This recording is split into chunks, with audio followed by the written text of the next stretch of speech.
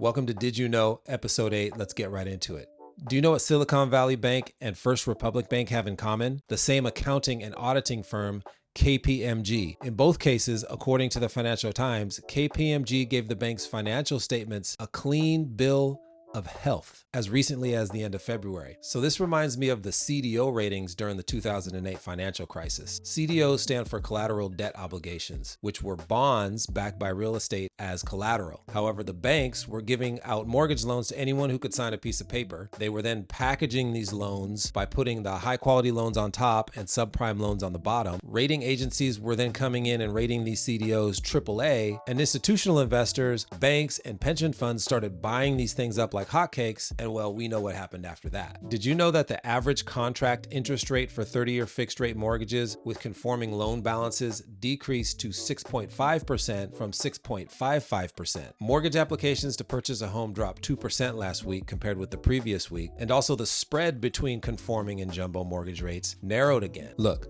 although interest rates are still volatile, it seems that buyers are starting to accept 6% mortgage rates as the new norm. However, since prices have not come down enough to reflect the decline in consumer purchasing power that the rates have caused, it could be the case where prices keep coming down until either affordability hits an equilibrium or interest rates come down. A big thing to keep in mind though is that much of the downward pressure on prices from an affordability standpoint and from higher interest rates are being mitigated on the supply side with low inventory. We'll have to see what happens in the next 6 to 12 months. Did you know that JPMorgan Chase acquired all of First Republic Bank's deposits, including uninsured deposits and a substantial majority of assets overnight, and all 84 First Republic branches opened on Monday as JPMorgan Chase? The California financial regulator took possession of First Republic, resulting in the third failure of an American bank since March, after a last-ditch effort to persuade rival lenders to keep the ailing bank afloat failed. JPMorgan said it will assume all of First Republic's $92 billion in deposits, insured and uninsured. It's also buying most of the bank's assets, including about $173 billion in loans and $30 billion in securities, this according to CNBC. You know, there's a saying that goes,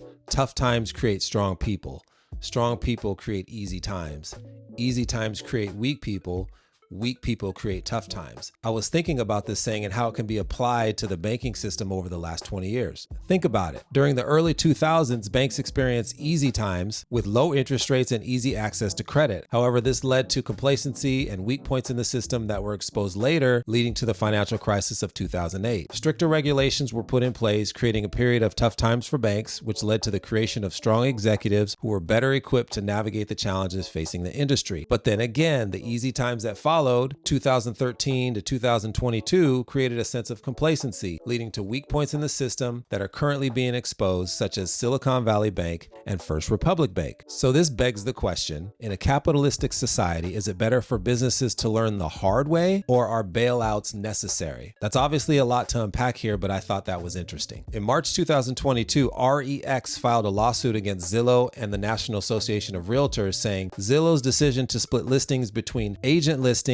and other listings tabs dramatically decreased the number of views for their listings on Zillow and lowered sales. Furthermore, REX said the decision negatively impacts consumers, especially sellers who end up listing the home for more days on the market and accept lower prices because buyers aren't searching the other listings tab. So this is a perfect example of why you should have a real estate agent if you are looking for a house. There's a thing called the MLS. It stands for Multiple Listing Service. These are all over the country. This is the place where an agent inputs the listing, and then the MLS shoots those listings out to Zillow, Redfin, etc. So although I think it's fine to use Zillow, Redfin, etc. to look at homes online, if you're serious about looking for a home and you don't want to miss out on any opportunities, it's crucial to find a real estate agent in your market to send you listings directly from the MLS. Did you know that if you install a security camera, your home is 300% safer from break-ins than a home without a camera? Criminals don't want to be watched or recorded. This is one of the major reasons they're so effective. Ring has partnered with over 2,000 police departments across the US, allowing police to request access to customers' video footage to help in investigations. This according to ADT. We have a Ring doorbell and we love it, and it has so many uses. Did you know the proportion of newly built homes reached nearly 35% in December of 2022, a record in data going back to mid-1980 and up from a historical norm of 10 to 20%, which should clearly indicate to anyone that the only path toward meeting demand and keeping prices from soaring artificially is to build more. Lots more. This according to the Wall Street Journal. Do you agree? Let me know in the comments. So that'll do it for this video. If you enjoy this series, please like and subscribe. I'll see you in the next one. Until then.